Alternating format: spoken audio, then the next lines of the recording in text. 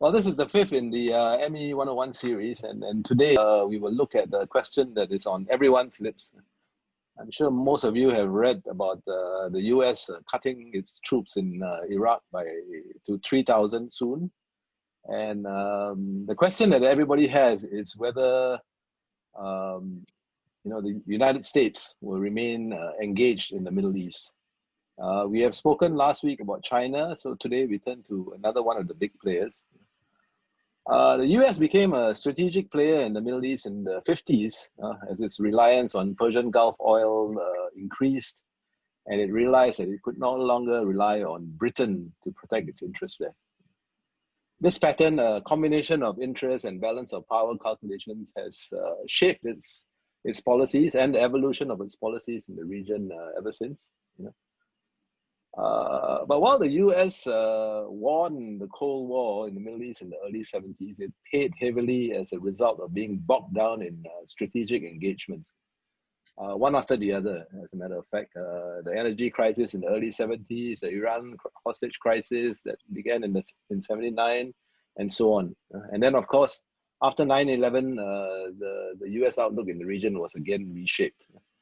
Regional underdevelopment became a threat to its national security, and it sought to fix the Middle East. But the huge toll that this took and the poor track record derailed its strategic ambitions for the region. And again, it sought to direct attention to Asia, that famous Obama pivot to Asia to contend with China's rise. But now the US is no longer dependent on Middle Eastern oil, and its grand ambitions of transforming the region have fallen by the wayside or tucked away in a drawer. And its strategic footprint seems to be diminishing. And allies and adversaries alike are adjusting to its to its policies, actually. Now, Mr. Steiner Tommy Steiner, who's our speaker today, he will argue that two main factors will probably keep the US engaged in the region to some extent. The growing presence and influence of its great power competitors, China and Russia, across the region, and the enduring geopolitical relevance of the Middle East on the periphery of our region, the Indo-Pacific. A combination of these factors might actually rekindle, even if reluctantly, America's strategic appetite in the Middle East. So I'm very pleased to welcome our expert speaker today, Tommy Steiner. He's an associate fellow at the Henry Jackson Society and a policy consultant for Signal, an Israeli policy organization focusing on China and China-Israel relations. He is concurrently an adjunct lecturer and teaches international relations and security studies at the Lauder School of Government at IDC Herzliya in Israel.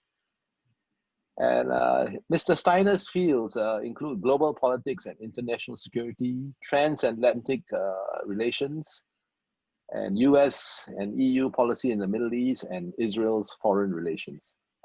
He regularly advises Israeli authorities, international organizations, business, media, and in today's case, research organizations and think tanks. So I'm very pleased to welcome Mr. Steiner. Before I hand over the floor to you, just an admin note that after his speech, Mr. Steiner will take questions. You need not wait till then. If you feel that you have a question about something that he has said, please do type them in so that we don't waste time waiting for questions to pop up once his lecture is over. So over to you, Mr. Steiner. You have the floor. Thank you, Carl, and thank you very much for having me today, this afternoon, and a warm hello from Israel. As Carl mentioned, I'll be trying to put into context US policy in the Middle East in roughly 35 minutes, which in itself is a bit of a challenge, but I hope that this will make sense and you'll be able to bear with me. If you don't mind, I will just that we have some sense of structure to this discussion. I will use a PowerPoint and share it with you so that you can see it and more or less follow, something, what I'm trying to say. And let me start off by, before going into the details, again, remind us of the main drivers of US Middle East policy that have shaped its engagement in this region since the late 50s. And this is one important point to note. The US is a rather late comer to this region. Even after the end of World War II, at the beginning of the Cold War, it was rather reluctant of engaging seriously in the Middle East and allowed and asked Britain to mind its interests here. But when it realized that that is not working, only then did the United States step in. And that also was in a very modest manner. I will come back to that in a moment. But when we talk about the Middle East and US Middle East policy, it's important to stress that we are mainly talking not about prestige or convictions or whatever. We're talking about how the United States reads, understands its global role, its interest, its power relations, be it the question of energy, which has shifted along the time, whether we are in the phase of a Cold War and that dictates the Middle East to provide some sort of varying importance, the war on terror. And if we look at the future and we look at the current US-China rivalry and the growing Chinese role in the Middle East, which was discussed last week, we can come to understand that, again, the United States might have to reconsider its interests in the region. Now, there's also a few more combinations that one needs to keep in mind. First of all, there's the level of threat perception, which is closely tied with the question of what I like to call the strategic appetite.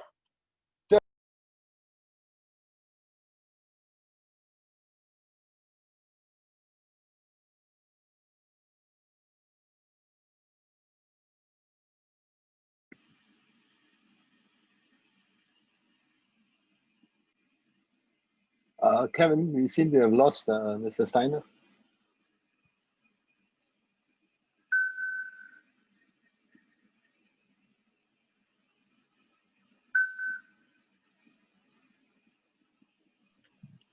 I think he just give me a call. Yeah, he appears to have muted himself. Can we? President, President Obama, and to a large extent, President Trump,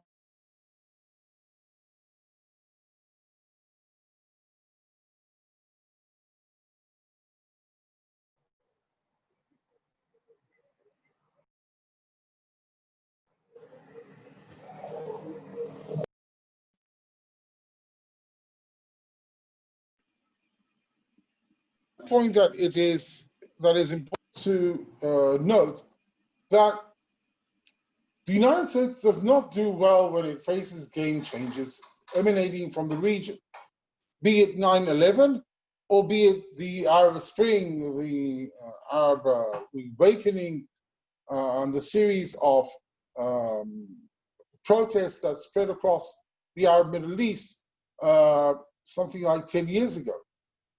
And at that time, the United States didn't really know how to respond, and it was experimenting with outreaching to the Muslim Brotherhood and all sorts of things. And in 9/11 also, there was a bit of unclarity of how to deal with the challenges facing the region.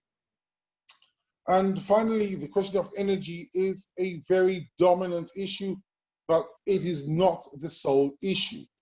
And again, you have to put this into a certain perspective. It's true that the United States is now less dependent on Middle East oil, but it is not emancipated itself from the changes and flows of Middle East oil, because Middle East oil still sets, to some extent at least, the price of oil and the global market fluctuations, which have a direct impact on the price of oil in the United States too. And yes, lastly, Mr. Steiner, you're kindly breaking up. Your internet connection is pretty choppy. So. All right, 1 second. Let me. We can hear you right now.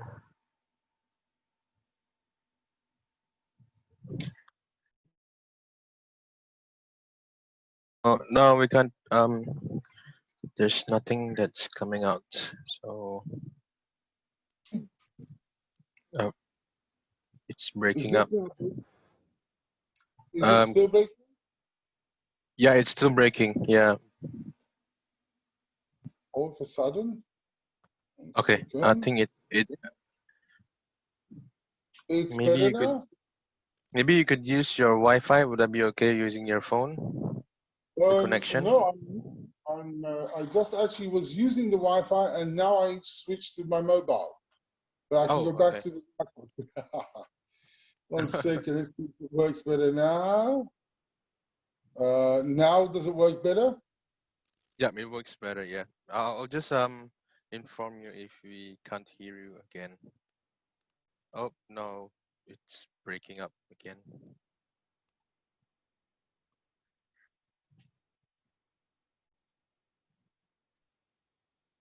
Kevin, is it better now? Yep, I can hear you now, but it breaks once in a while. All right. Well, nothing is perfect in our life. I'll bring it closer to me. Is this better? Maybe you could off your video while you're presenting. Would that be okay? Yeah, no problem here. But there, 1 second. Maybe it helps with the connection. It's not on the same connection, but yes, 1 second. Oh, 1 second. Can you mute? Oh, 1 second.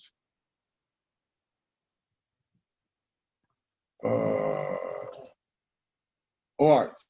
Okay. No, let's Yeah, hope maybe this we works can. better. Yep. All right. Okay. All right. Now, finally, the point about Israel, which I'll keep very brief.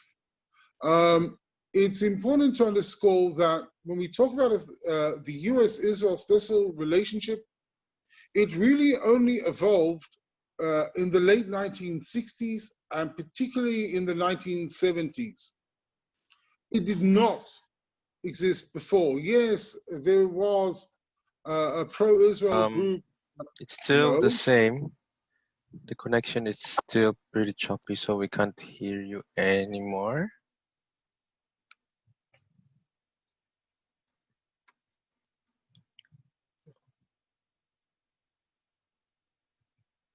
Hello?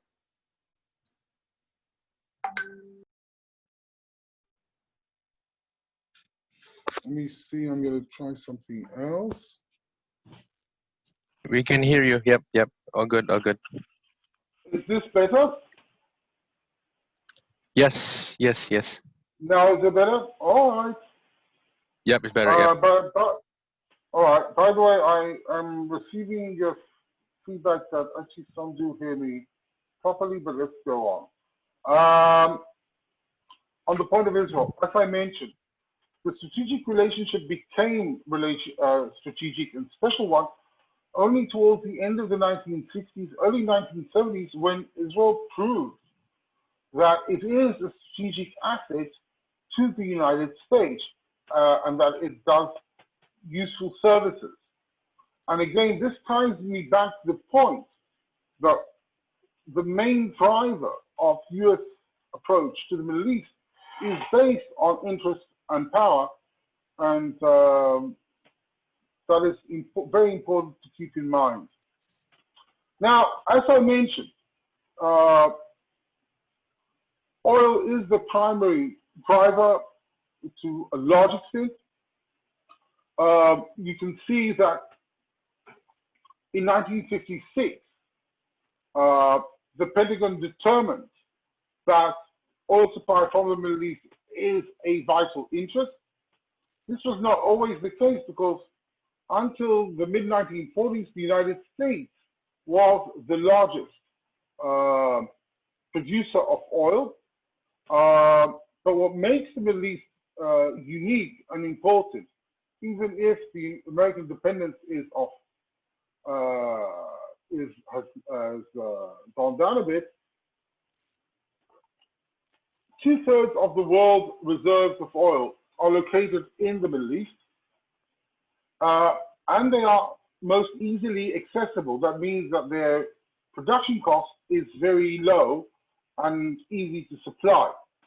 And this is really shaped, and as you can see, one of the first engagements of President, one of perhaps the few engagements President Roosevelt has in the Middle East is his meeting on a U.S. Navy cruiser in 1945, not far from Suez, with the Saudi King Ibn Saud, and that's a very useful illustration.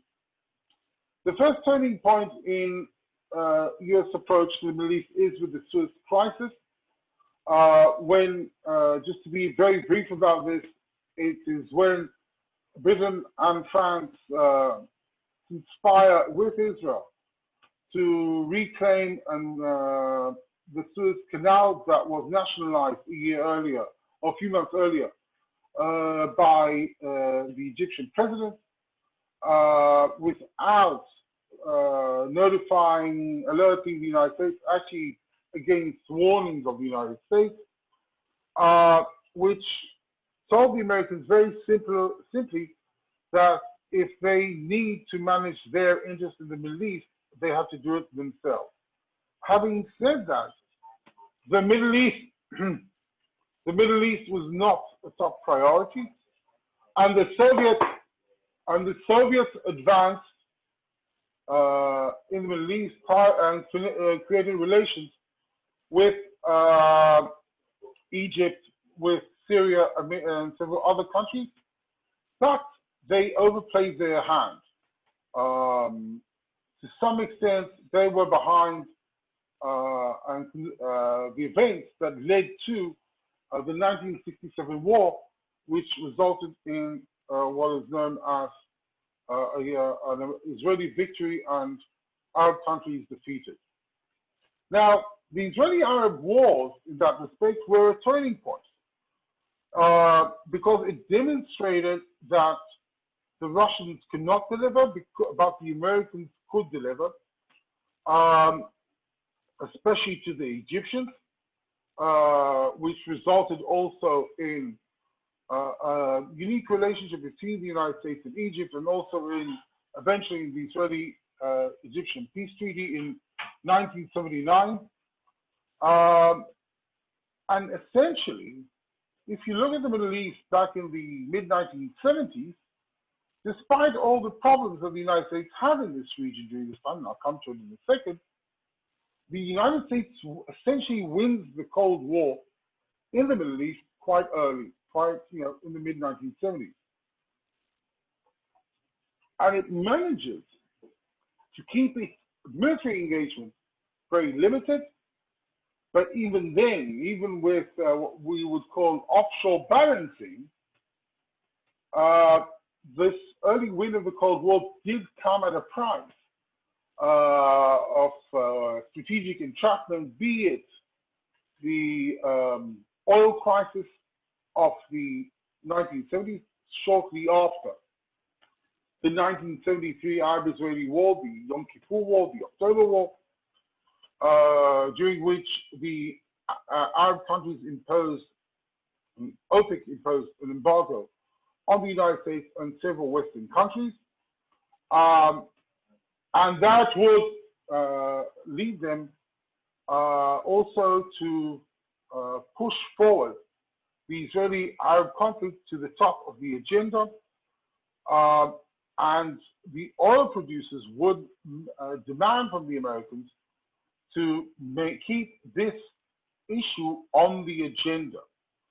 So we have on one hand the Israeli-Arab conflict coming to be at the top of the agenda. Israel demonstrates its strategic credentials.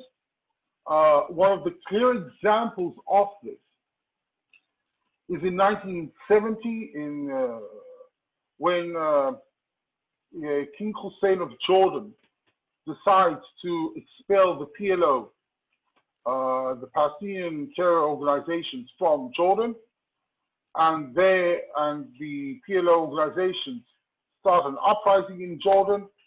The Syrians start invading Jordan, and Jordan turns to the United States for assistance. But in the mid-1970s, with limited resources in terms of flying in troops and mobilizing troops, the United States turns to Israel, and Israel gets somewhat involved. To this day, there are no clear details of what exactly Israel did,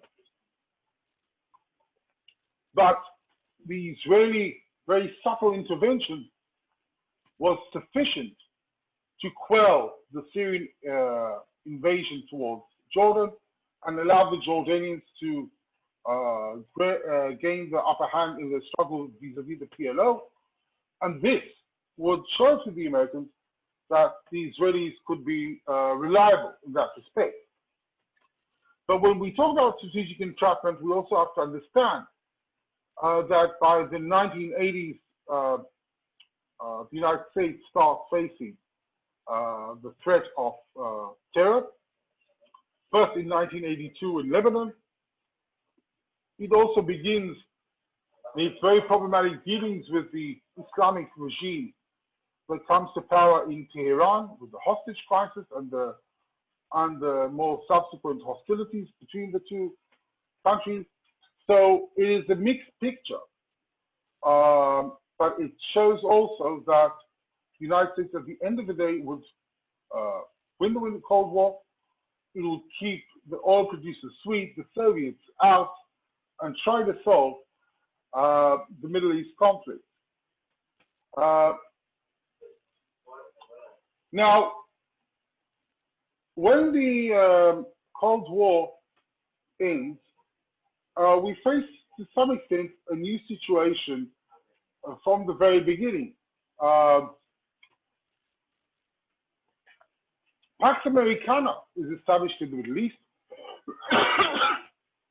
and it's there and it's vividly demonstrated in the Iraq war in 1991, when Saddam Hussein in 1990 invades and captures Kuwait, and subsequently tries to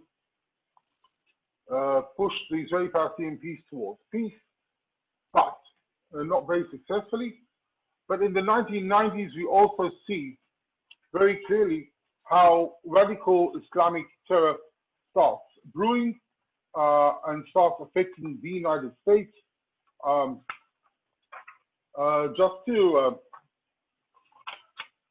give you a few points on this, for those who forget, this does not start in the war. The terror against the United States doesn't start with September 11th, but rather earlier. The first World Trade Center bombing is in 1993. Then we see bombing of U.S. facilities in Saudi Arabia and in Africa, and the bombing of the USS Cole in Aden. All these ahead of September 11th, but again, of course, September 11th will become a watershed. Now, this is a remarkable watershed because it's not only about the United States going after enemies that strike the American homeland, which is understandable to a large extent. But we are talking about a strategic shift in the strategic conduct of the United States. If we look throughout the Cold War, the United States' strategic approach towards the Soviet Union, its primary enemy during that period, it was of containment. And for the first time, it abandons this approach and simply says, we do not wait. And we will go out and target US enemies. We will preempt their actions. That means that we will target them before they strike us. But we will also engage in what is known as preventive wars, that we will strike our enemies when they are still weak and starting to rise again. We don't wait for the Saddam Hussein to become regional menaces. We will cut them off, cut them out way before that. And we will try to deal with the root causes of the Middle East, because from an American perspective, after September 11, the underdevelopment in the Middle East becomes a threat. The fact that it is socially, economically, and politically underdeveloped allows terror to brew, radical Islam to flourish. We, the Americans, need to deal with the root causes. Now, this was a very ambitious undertaking, but it didn't work well for quite a few reasons. First of all, it was a huge, perhaps impossible undertaking to try and fix the Middle East in one big, bold stride. And what the Americans were trying to do was not only deal with the likes of Saddam Hussein, but also with their long-standing allies to democratize their regimes. They applied pressure on Mubarak, and Mubarak held elections in Egypt in 2006 and had to postpone them after it became clear that the Islamists were winning the day. So the United States came in with a mixture of boots on the ground, political pressure, in situations that simply did not work. They were high in terms, and their costs were very high, both in terms of blood and treasure. And when I talk about blood and treasure, I'm talking about local inhabitants and also American lives. And it simply did not work.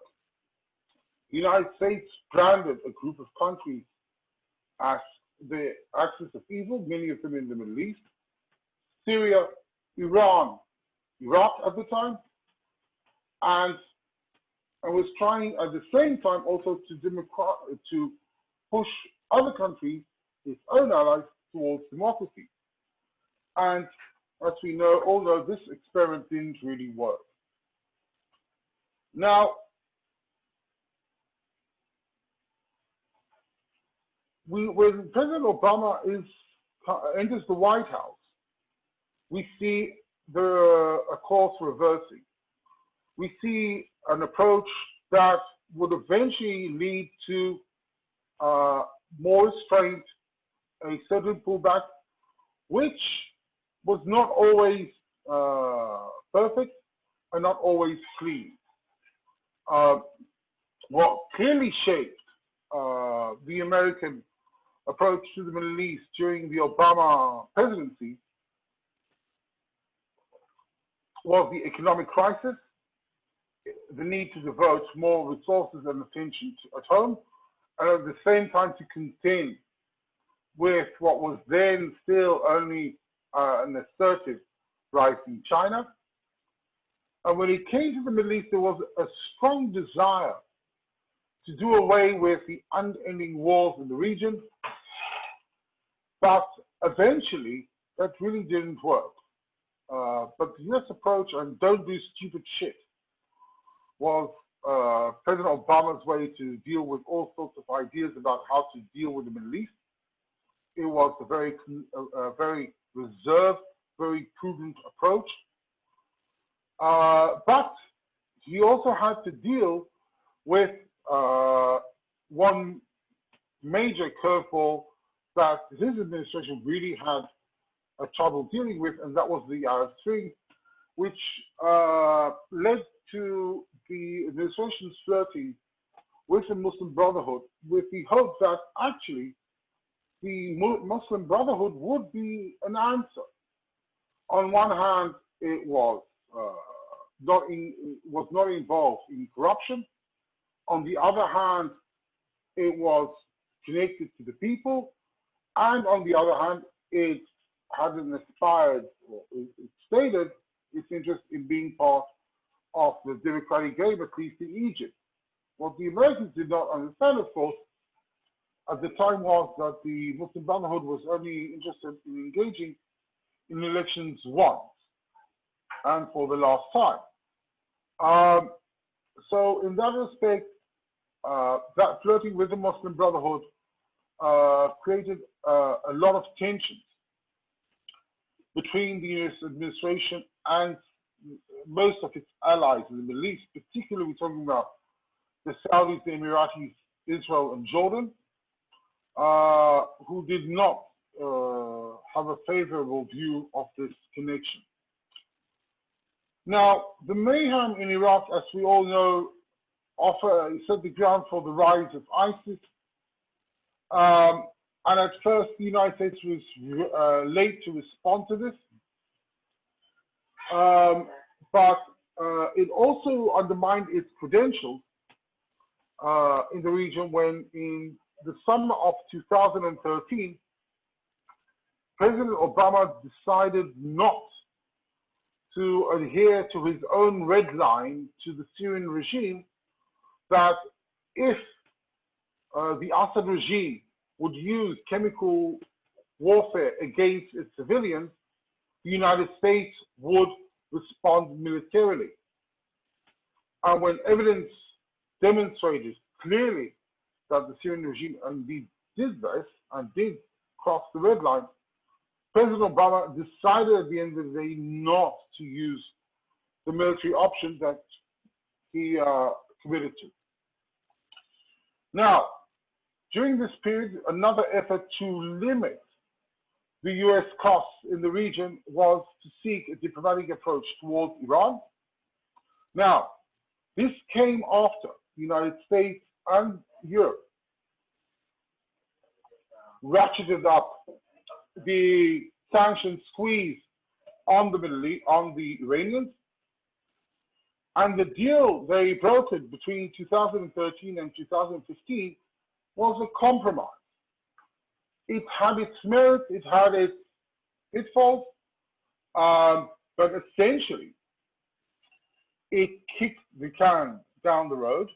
It did not solve the nuclear issue or the nuclear file, and it allowed and directed Iran to engage more extensively in its other regional activities to create strategic strongholds in Iraq, in Syria, in Lebanon, and in Yemen.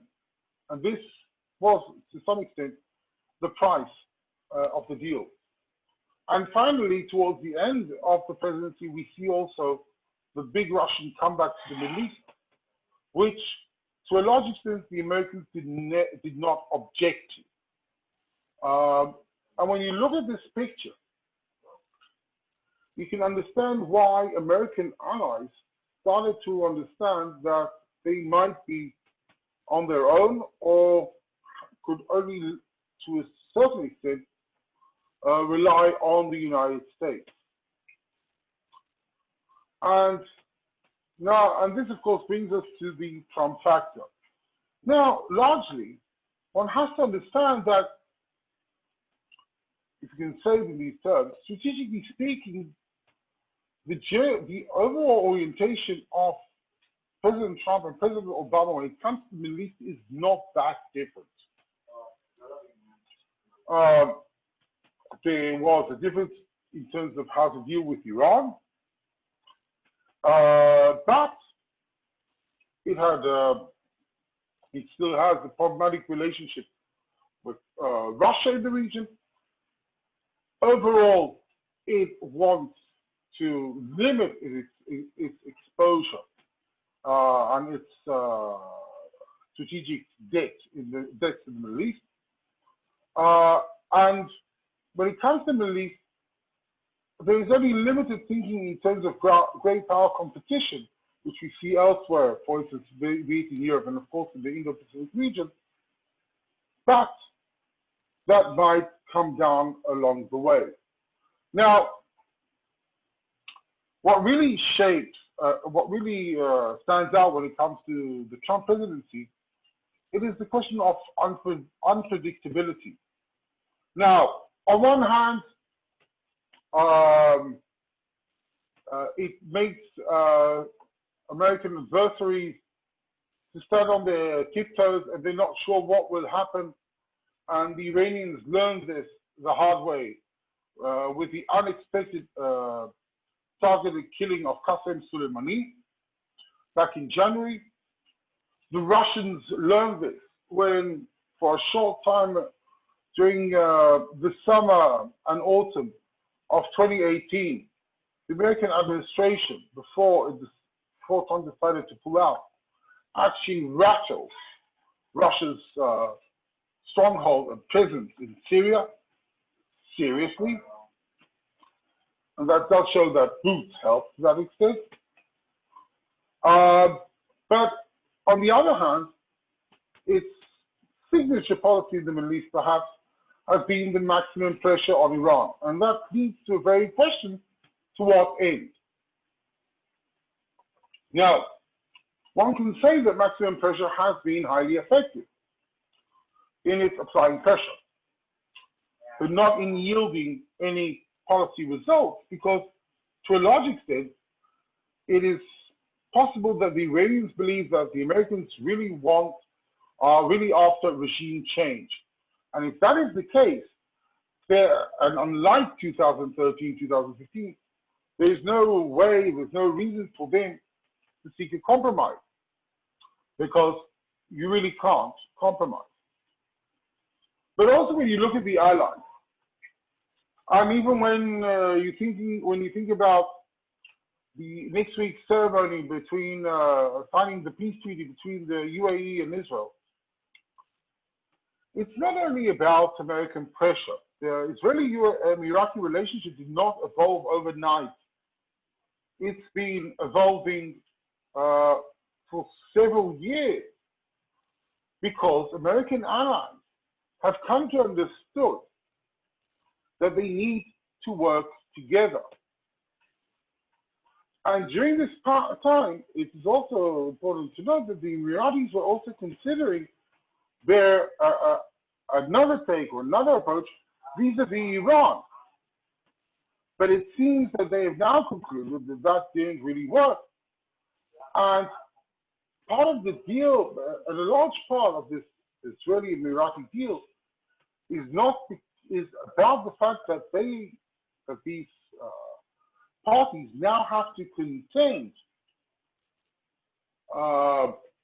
with regional threats without being able to be fully reliable, or without having the United States sufficiently reliable in their regional challenges.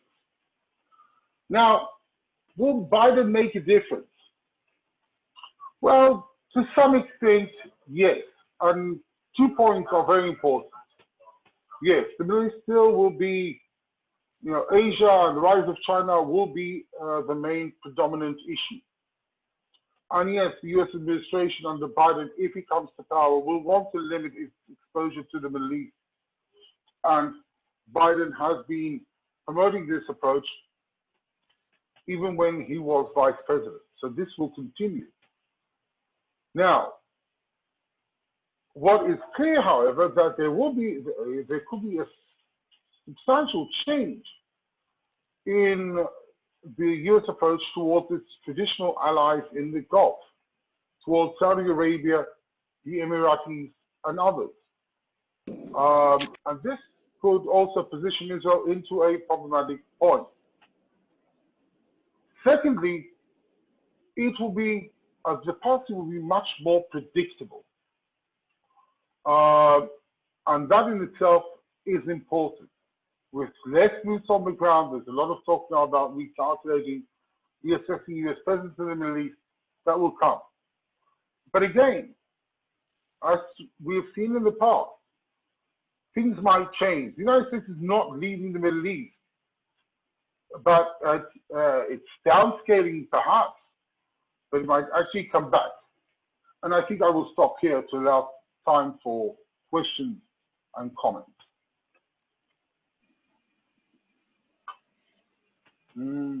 Okay, thank you, Tommy, for that illuminating history of U.S. Middle East ties, and also looking forward a little bit. We'll now take questions. I think preferably if you have a question, if you raise your hand, we will unmute you and turn on your video as well, so that we can see who we are talking to and identify yourself. But if you're shy, you can also type your questions in the chat and send it to us, and we will forward them to our speaker. So please go ahead. While waiting, maybe I will make use of my position as the moderator for this session and extract some benefits and ask you the first question, Tommy. You know, everybody's talking about China and its growing interest in the Middle East. Do you see in the near future, or perhaps a not too distant future, I mean, the Middle East becoming another strategic battleground between China and the US, the way our region, the Indo-Pacific, has become, you know? I mean, we're having this great power competition, you know, that is ratcheting up by the day in the South China Sea. Is that going to happen in your view?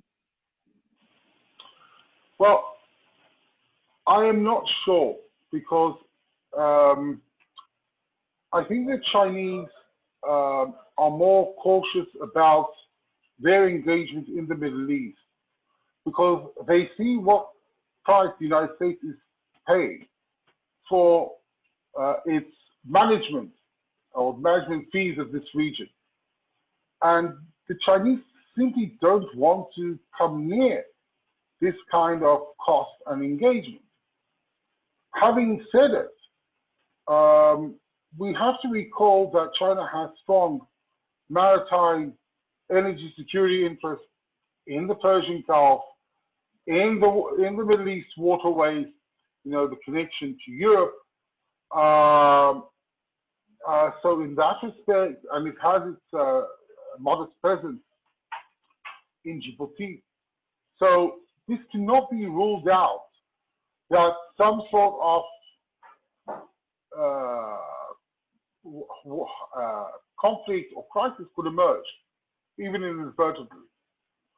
But unless, insofar that China does not really become more assertive in the Middle East, I don't see that happening yet. Thanks for that. I might return to that point shortly, but I have a question. Well, someone wants to ask a question, and that is my colleague, Tilak Doshi from the Middle East Institute. Tilak, go ahead, please. Turn on your video.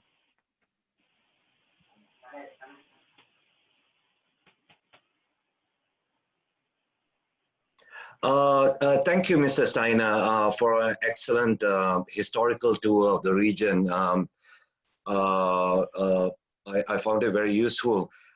In fact, the question I have is related or follows on from Carl's question, which concerns about China's reported agreement or or whatever they call it with Iran. With the strategic partnership, yes. Yes. Now, of course, China has got strategic partnerships with a whole lot of other Middle East countries as well. My question is whether, if things were going to go really bad between China and the US at the global level, do you see a possibility that China will use its Iranian card and escalate the relationship with Iran to a level of infrastructure development and developing the kind of infrastructure that goes into intelligence gathering in the region? And would they, in fact, even try to do that, which would risk their relations with the Gulf Arab states like Saudi Arabia and UAE? Thank you. Tilak, if I may, look, I think you touched at the end a very crucial point. And that is at least now the Chinese approach is to hedge, and that is not to place their energy needs in one basket. And I don't see that changing or worthwhile from a Chinese perspective to change, even though I'm not an expert on China per se. So that is, I think, one of the most important considerations. You're right to point out, by the way, this strategic partnership with Iran that the media, I think, is hyperboled considerably, because at the end of the day, what was published was a draft that is still negotiated between China and Iran, and in an Iranian version. And if you read what was released, it's more about turning Iran into a Chinese satellite, and that is something that I don't think that the Iranians will be able to stomach, even if the regime wants it. So I think it's been overplayed. The Chinese are downplaying the agreement. Hasn't been signed in their communications. I don't think that Iran will be such an asset for China in a struggle with the United States. Thank you.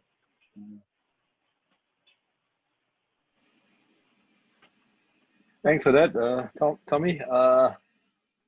Well, we're still taking questions, so if you have anything, please send them in. But meanwhile, since part of your portfolio is that you work with Signal, perhaps you can tell us. This is peripheral to the main issue, which is of the United States, obviously. But how is Israel dealing with pressure from the United States when it comes to China and commercial interests?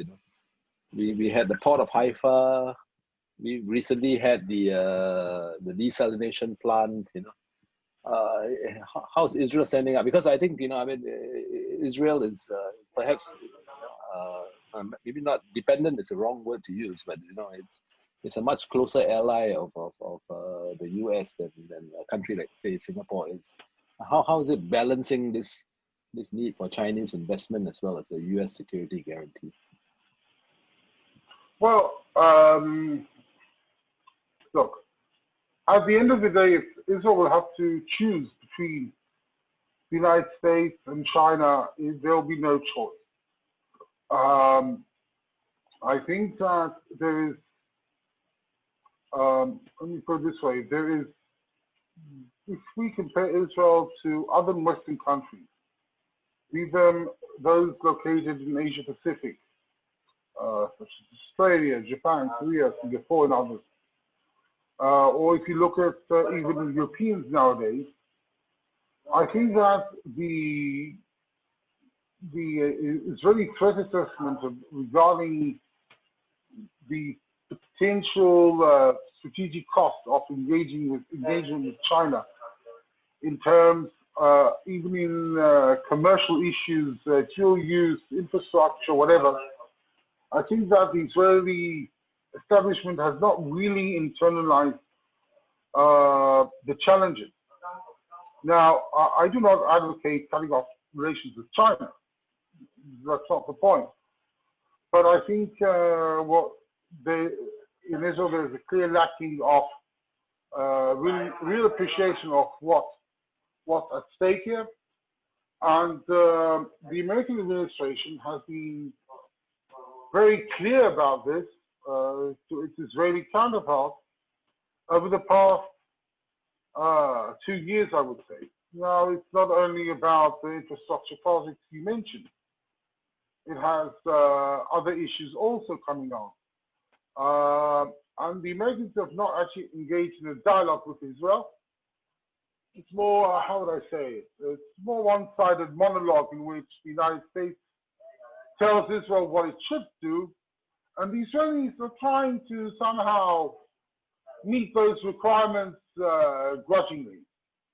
But as I mentioned to my friends, to other friends here in Israel, we might come to a point where the process of decoupling will go deeper and expand, and at which point it's not going to be even about US pressure, it will be about Israeli interest here. And there are certain issues that are not in Israel's control. For instance, a large part of Israel's exports to China are through the American semiconductor manufacturer, Intel, which has a large operation here in Israel and exports from here to China. Now, if there will be further changes in US policies on the issue of exporting semiconductors to China, that's not something that Israel will have, it will instruct Intel not, and then Israel will have to deal with it on an Israeli government decision at the end of the day. So these are the challenges we are currently facing. It's interesting that the United States is not applying the same level of pressure, as far as I know at least, on its other allies in the region. But when it comes to Israel, the message coming from the White House is rather clear, and that is not going to, you ask me, will not change, even if there is a change of guard in the White House.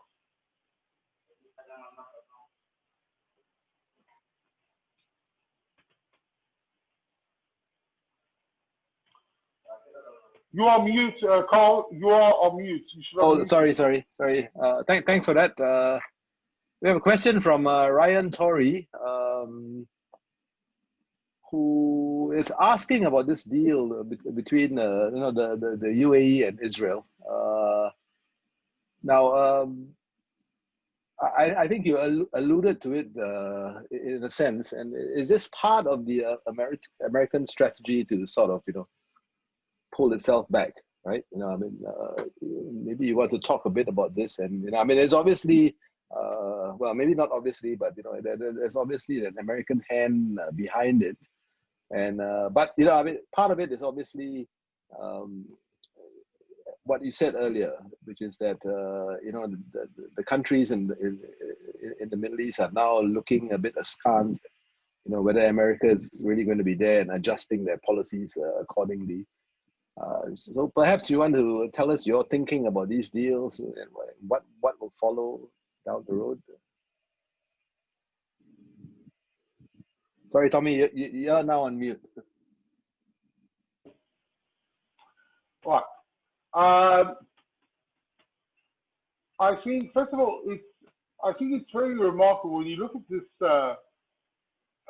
Israeli Emirati story.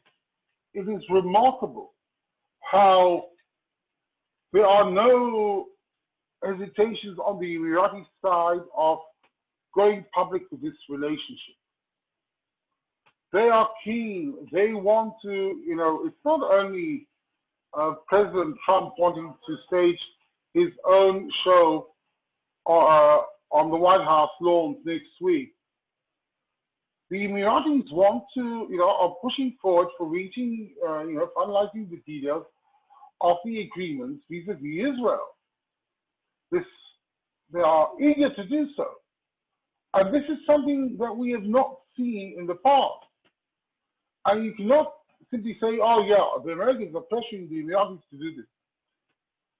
If, the Americans will be pushing to do so, we would see them being dragged, screaming, and, reluctantly to the White House. This is not the case. And this is the most remarkable point, because that means that the Emiratis have their reasons for doing so. And it's, yes, there are commercial reasons behind this from both sides, undoubtedly. But here is a strong, desire also for the Emiratis apparently believe that this is strengthening their strategic posture in the Middle East. Now, if somebody would have argued a year ago, 2 years ago, that normalizing ties and celebrating ties with Israel, not normalization, it's celebration of ties with Israel, would be considered as something that our countries would see as upping their strategic posture in the region, you would have seen that the guy is a bit crazy. But this is what happened. This is what is happening. And you can see it with the Arab League decision not to pass the resolutions that the Palestinians were asking for only yesterday. And while we all, everybody's celebrating the US fall in this move, I think it is not only something that should complement the United States, it is also about countries in the region less relying on the United States. And this is not something I'm sure that the Americans should be very proud of at this point. Well put. I see there's a question in from Martin Marini. Is that the one you're looking at? Yes. Yes. Perhaps you can go ahead and take that. The question, by the way, is whether there's some. Well, we know that Dubai has been a center of unofficial trade between the Arab world and the Iranians, and whether there might be some unofficial, trading going on between Israel and Iran in that part. Go ahead, Tommy. No, first of all,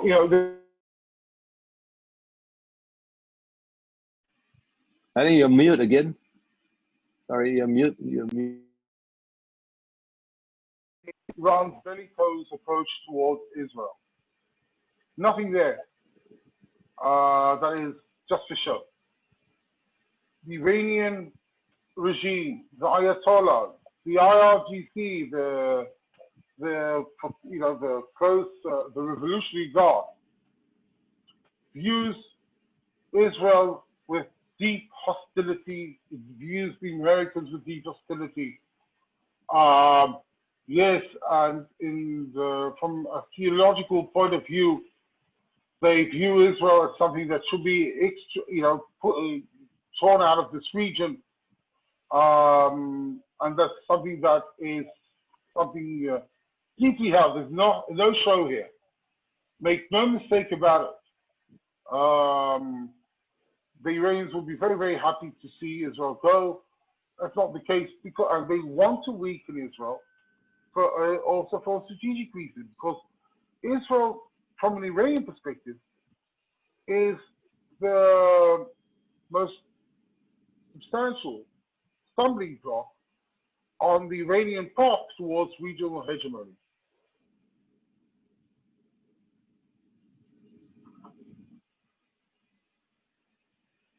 Yes. Right. Yeah. Thanks for that. Well, we still have a bit of time left for questions. So if anybody has anything, please jump in whenever you can.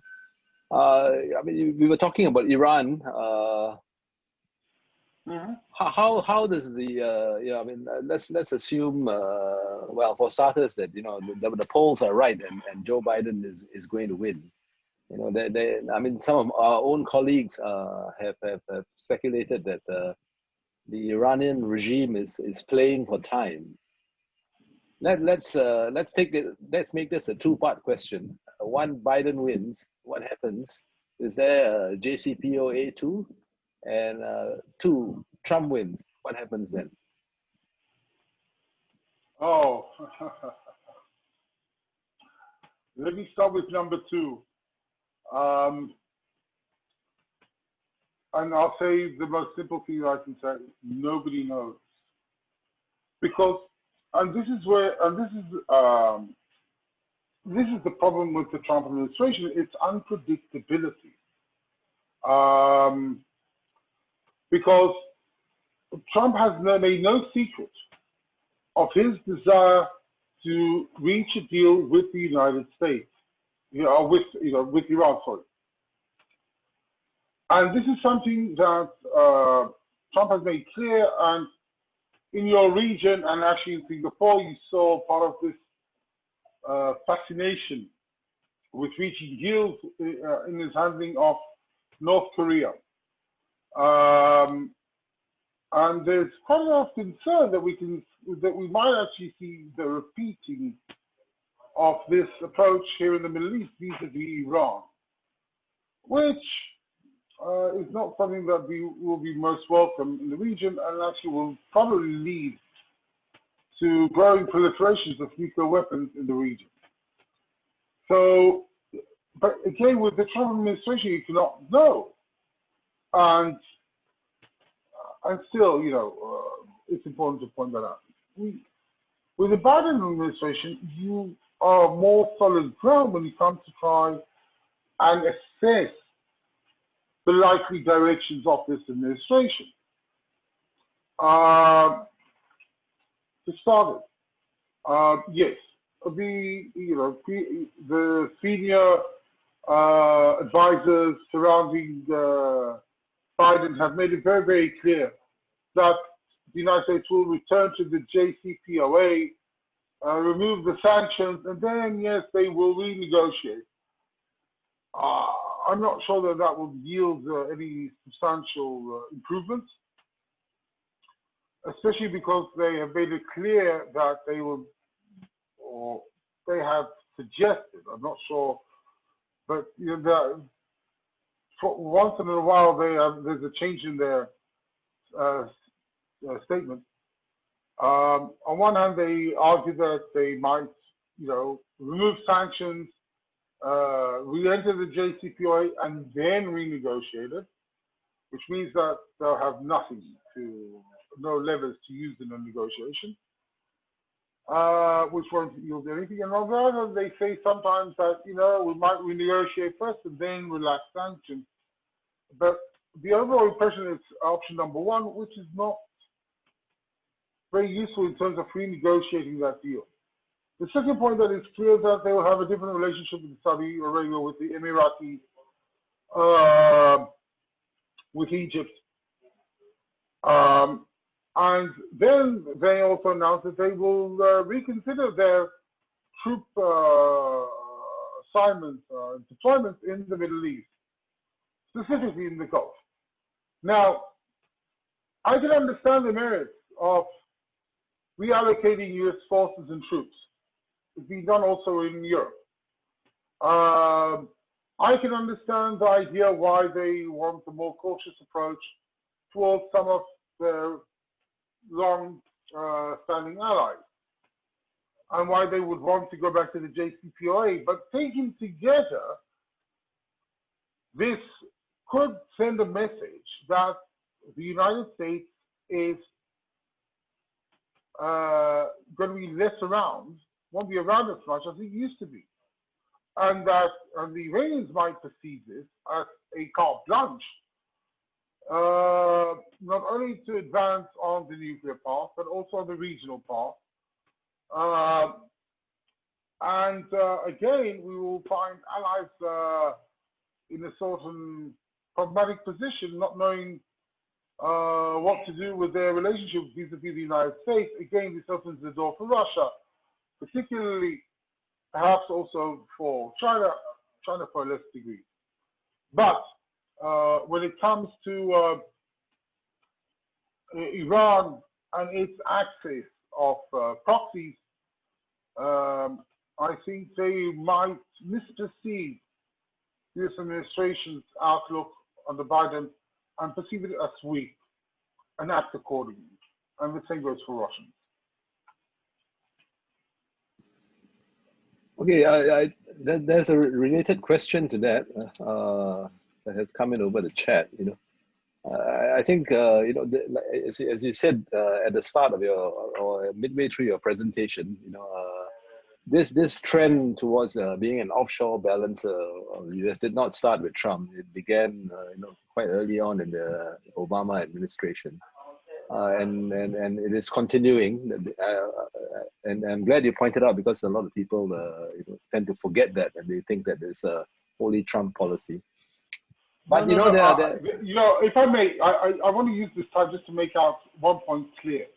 The debate about U.S.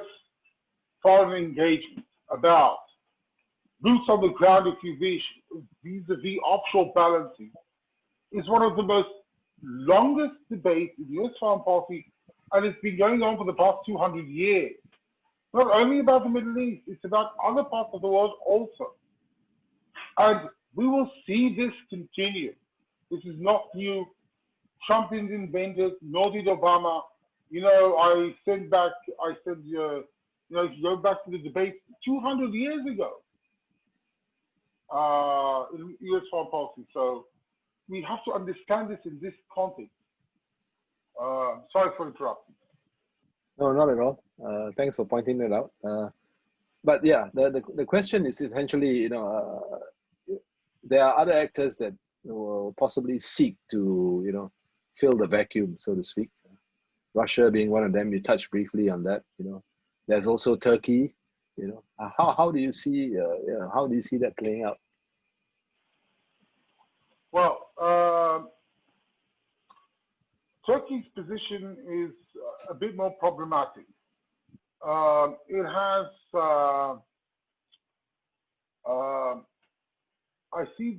I don't believe that the Sunni Arab countries will let Turkey into the Middle East in any meaningful way. And I don't see the Iranians allowing it either, because, this is something that, people forget. Even, 10 years ago, or, there was a lot of talk about the Iranian-Turkish axis, these close relationships and all that. And you have to understand that when you have two powers aspiring for regional hegemony, Turkey and Iran, this relationship, cooperation can only exist to a certain extent, a very limited one, especially if both want regional hegemony. They're both after the same thing, and it's not very easily decidable. So that's the Turkish issue. Now, when it comes to great powers, here Russia has a role and has a desire to play a role, because it doesn't want to pay the price that the Americans have paid in their engagement in the Middle East. They are far more cautious. They are far more opportunistic than any other player in this region, far more shrewd and opportunistic. But at the same time, even their position in the Middle East can be rattled. I mentioned this only briefly, but in the summer, perhaps even earlier, in the spring of 2018, there was a certain change in the U.S. approach towards Syria. there was a buildup of troops. There was even some statements, some suggestions that the United States would not leave Syria until Iran does not leave Syria. And it built up its position in two critical locations to the dismay of the Russians and not so the Iranians. And the Russians were trying to push them out. But to their horror, the American administration even warned the Russians from proceeding with their offensive on Idlib. This is September 2018. They threatened the Russians directly. You know, coerced the Russians with a threat of US force. 2018, September 2018. And the Russians were trying to get the Americans out of certain locations and didn't work. And the Americans successfully pushed back the Russians in Syria with as much as perhaps 3,000 soldiers on the ground. Not a huge contingency, mind you. So, but then this came to an abrupt end in December 2018 when President Trump was speaking with Erdogan over the telephone, and Trump always had no liking for these Middle East wars and said, all right, you want to manage Syria? I'll put out my forces, you can deal with them. Because that's the instinct of Trump. But what I'm trying to say is that even the Russians that are considered they can do whatever they want, they have the skills. But in today's scenario, in today's setting, with the United States clearly with no ambitions to raise its presence, spread its military presence, its influence in the region, I would say the door is open for Russia, and it has good relations with all the parties in the region. And this will play to its benefit. All right, we have a couple of questions now from some of our colleagues here. Tilak has another question. Tilak, you're up first, followed by Asif. You can ask your question after Mr. Steiner has answered Tilak's. Go ahead, Tilak. Okay, thank you. My question relates to the discovery of natural gas offshore Israel in the Eastern Mediterranean. That has somehow led to a very aggressive move by Turkey in both offshore exploration and development. And it has also led to very strong statements by Turkey in getting involved in the Libyan issue, which has in turn led to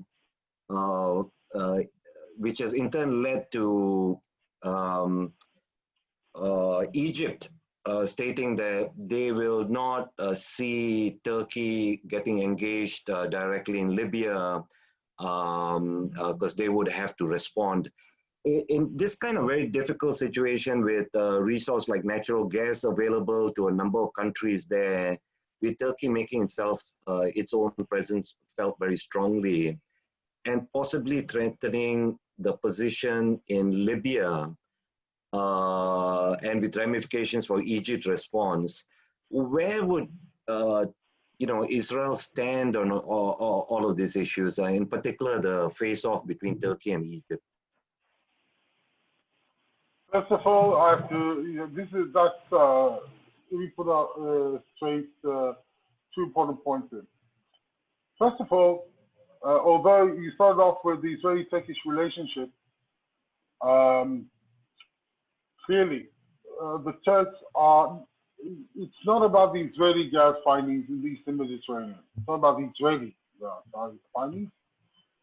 It has much to do with Greece and Cyprus and Egypt. Greece and Cyprus for one set of reasons, Egypt for another set of reasons.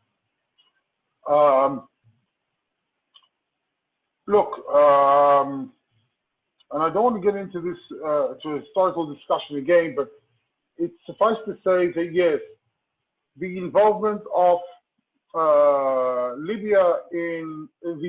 of Turkey in Libya has alongside Qatar, has a lot to do with the inter-Middle East power struggles, particularly Egypt. Egypt under Sisi is considered the arch rival of Turkey in the Middle East. And when it comes to this rivalry tensions, Libya, it's to a large extent about Egypt and about the Muslim Brotherhood, if you wish, access between Turkey and Qatar. And for that reason, you can understand why the Emiratis are so keenly involved themselves alongside Egypt in Libya. The East Mediterranean issue between Greece and Cyprus, again, is separate, even though it's connected. But this has got to do with say, put it mildly, the Turkish dissatisfaction with the fact that Cyprus was admitted into the EU without resolving the territorial issues on Cyprus, and that effectively Turkey is still penalized by the Europeans because of the Greeks. Now again, this of course also creates tensions within NATO because, as you know, Greece and Turkey are two NATO allies. And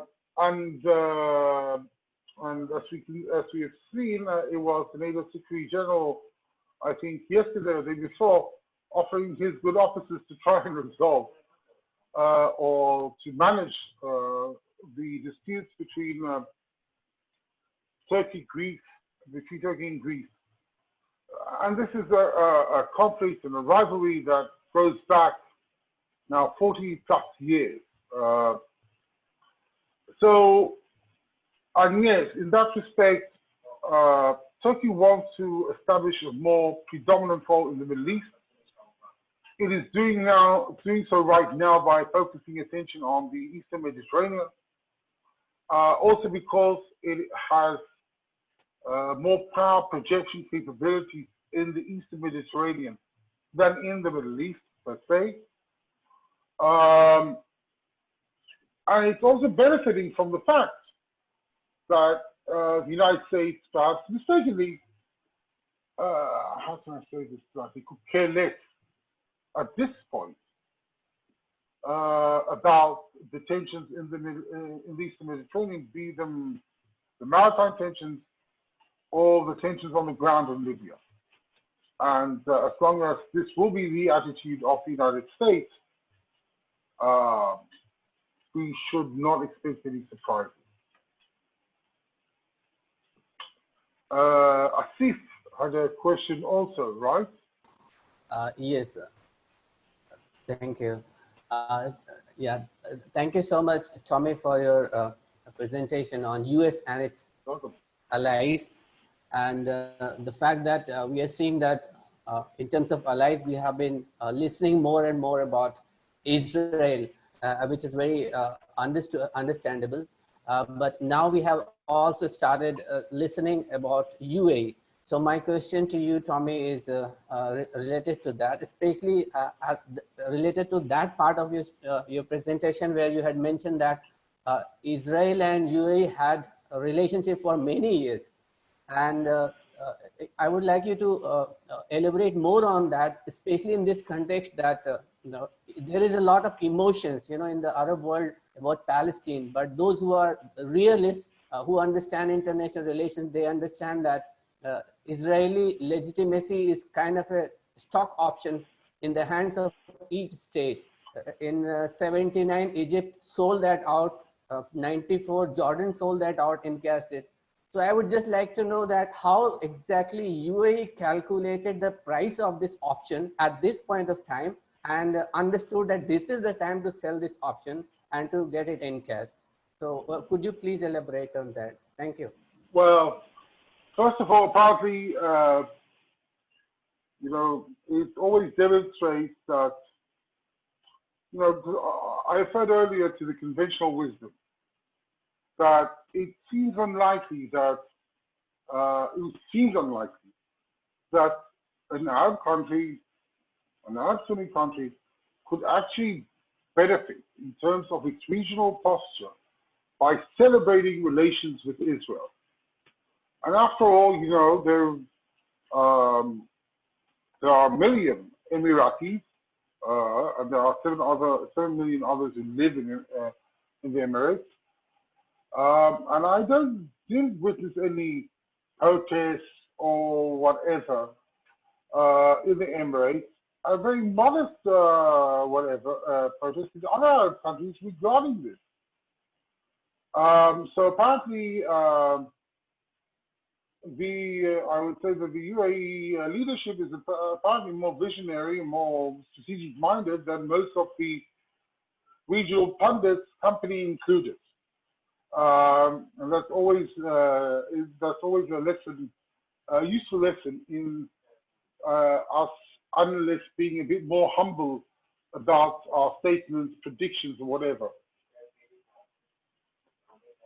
Sometimes we are overly prudent and stuck to old myths and images, and here comes a leader who proves us all wrong. And this, I think, is the remarkable point of it. Now, the relationship apparently goes back, and this is based on foreign reports, goes back to the 1990s when Israel, again, according to these reports, gave permission to the selling of advanced U.S. aircraft to the Emirates. I think it was at the time the F-16s. Now we're talking about the F-35s and stuff. And ever since there has been an unofficial dialogue maintained discreetly between the governments over the years. Over the past few years, we see a growing presence of Israeli business people working, operating, trading via the Emirates through third parties directly, whatever. And this relationship evolves on a gradual basis over time. What again is surprising and really is the way that the Emiratis have no inhibitions whatsoever about demonstrating their eagerness towards pursuing normalization and friendly relations with Israel. That's the remarkable part about this. And again, I don't think it's due to American pressure or behavior. I think they're using it as an excuse, if at all. Did I answer the question, Asif?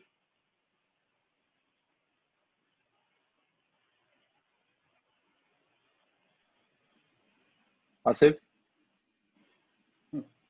Oh, I hope so. Yes. Thank you. No. You have answered my question. Yeah, you have answered. Thank you so much. Thank you so much. Okay, we're almost at the end. And so, Tommy, since you spoke about bold predictions, let's have some bold predictions from you. Two-part question again. One part from a colleague who asked, when will it be Saudi Arabia's turn? And what is the US doing to push them into it? And secondly, from me, what is the US doing about, or is it doing anything to try and resolve the GCC crisis? So remember, you said bold predictions. So let's have some bold predictions. No. Well, that's the second question doesn't require a bold prediction. No, United is not doing anything about the GCC crisis. And if Biden comes to power, it even do less. It would care less about it. If that is possible. Regarding Saudi Arabia, look.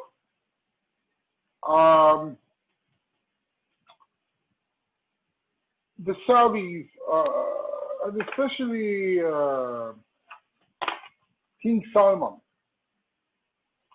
is far more prudent, far more cautious, far more traditionalist, if you wish, than his heir apparent. the Crown Prince Mohammed bin Salman, MBS. And there is a limit to what the Americans will be able to extract from the Saudis under this constellation. And even if the constellation changes, and King Salman retires for whatever reason, I don't think even with MBS at the helm, he will go from 0 to 100 in 10 seconds. I'm not sure that will happen. I wouldn't put my bets or put my money on that. And here, yes, there's a clear US role in getting the Saudis, especially King Salman, to approve so-called gestures towards Israel. But even, and Saudi Arabia, which is always being considered the bastion of conservatism, prudence, whatever, is moving forward and giving clear signals that it approves of the UAE Israeli accord, is meaningful. And I would add to this, let's be clear about this. The UAE would not have signed or go forward to signing an agreement with Israel without Saudi consent. That is unthinkable. It did not happen. There was Saudi consent to this. Make no mistake about it. The big question about Saudi Arabia is not so much with the Trump administration, but with the Biden administration. Because Vice President Biden is on record calling Saudi Arabia a pariah state. There's no, I don't know any harsher vocabulary that Biden could have used. And this will have an impact if he enters the White House in January. Now, how this relationship will look later on, will this push the Saudis to get a closer relationship with Israel? Not only to bolster its position in the region, but also as a way to open doors in Washington. I would count that if Biden comes to power, you'll see the Saudis getting closer to Israel on a faster pace, but still not rapid. But you'll see that happening. Is that bold enough? Very. Thank you very much for that. And thank you for this presentation. It's been very enlightening. Thank you for having me. Oh, we're glad to have you on board. Yeah. No, I'm sure our participants will agree that it was very useful. So thank you very much. Next week we'll move on to your country, Tommy, Israel. Yes, I know. But we will spare you from coming back. But please do tune in. Yeah. All right. When Kevin talks about Israel. Yeah. All right. Okay. See you. Wonderful. See everyone. Yeah. Thank you very much. Thank you very much. All the best. Bye bye now. Bye. Thank you. All right.